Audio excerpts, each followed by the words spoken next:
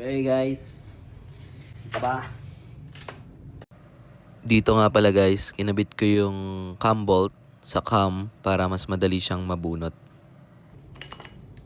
Yes sir. Dito nga pala guys, lagi kong chine-check yung bearing kung okay pa siya or palitin na. Para minsanan yung kalas. Dali pala mabunot na ito. Ano na ito? Chong, lihis ng langis oh. Right.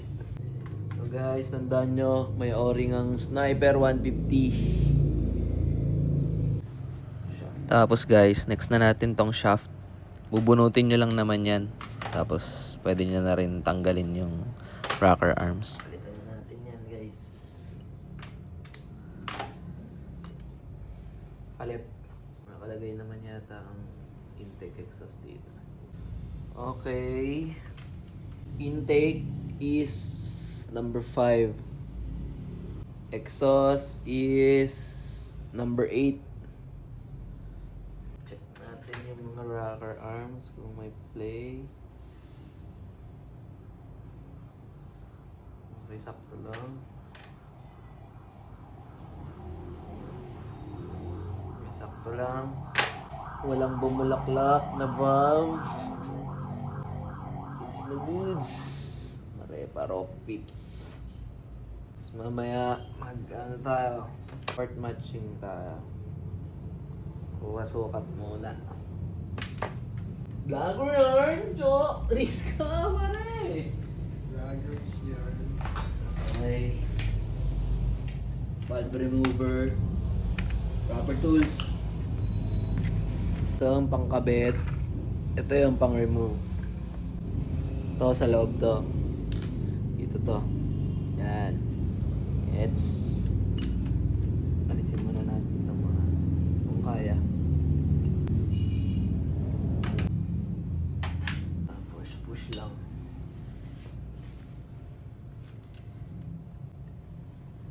Ay, gagi. Ito yung matigas, men. Parang tigas na itong ano. Dito nga pala guys, finorward ko na kasi grabe, sobrang tigas niyan guys. Tsaka humingi na rin ako ng tulong sa tropa para maghawak nung head. Grabe, hirap.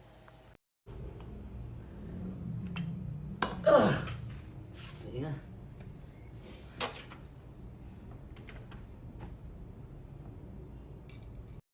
Finorward ko na ulit dito guys. May isa pa pala. Okay guys, ito na yung mga internals ng head. Cams, shaft, rocker arm. Number 5 yung intake. Exhaust is 8. Tapos yung inupuan ng springs. Tapos spring. Retainer, yung mga valve block na sa loob. Dalawang pangalan na ito. Dowels. Tapos yung bolt ng exhaust. Yung head natin nasa likod. May problema siya sa kanyang valve. Itong isa kasi busalsal guys. So, busalsal yung isa. Busalsal to. Kaya may tinabasan ko para matanggal. Gamit lang kayo nito. Porting tool. Porting tool. Sorry, madumi dito. Ano to eh. Parang hugasan ng mga shits. Itong tatlo okay pa. Pero ito, palitin na. Pero baka magpalit na tayo ng dalawang intake. Ang exhaust na dalawa, okay pa to. Ano to? Racing Monkey. Tapos panlinis natin. Ganyan. Walang puti yan guys. Linis. Red speed. Degreaser. Tapos mamaya linisin natin yung throttle body natin. Yung lamang block kanina. Nababad pa natin yung exhaust para matanggal yung iba. Yun muna guys. Hindi nyo mamaya. Okay guys, porting na tayo at nakapag-port match na ako kanina. sa may 32mm natin na throttle body. Minatch ko lang siya sa may butas nito guys. Uy, ang bolt ito. Minatch ko lang siya doon, pero sa head, magdadagdag tayo ng 0.5. At natutunan natin yun kay Grease Monk. Or tawagin nating Tax Espinas. Tax Espinas. Yan. Tingin tayo.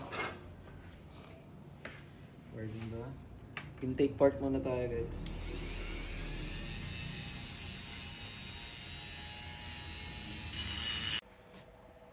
Dito guys, pinorward ko na ulit. Kasi akala ko nung una, dali lang mag-port.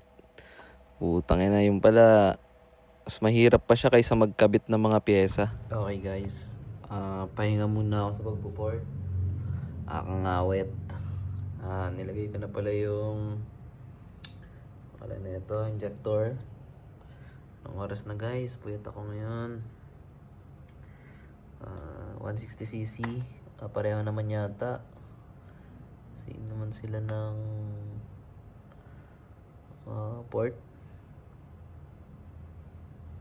But install na rin natin tong TPS. Nililinisan ko na rin pala to guys. Okay, install natin tong TPS.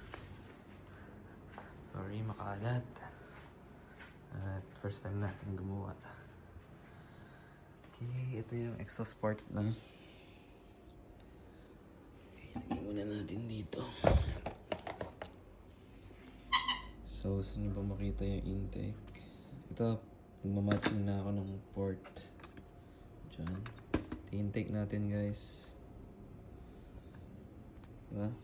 Hindi na masama, diba? Oh. Port match yan guys. Match na match yan. Hindi na masama para sa beginner. Diba? Pwede na. Hindi na masama. Hindi ko na kinunan yung masyadong itong mga to. Kasi hindi naman siya kinis naman eh. Hindi na masama. Pwede na yan. Ba? Pwede na.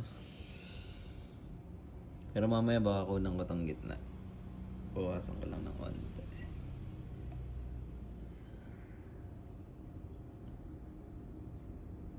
Naman sabit eh.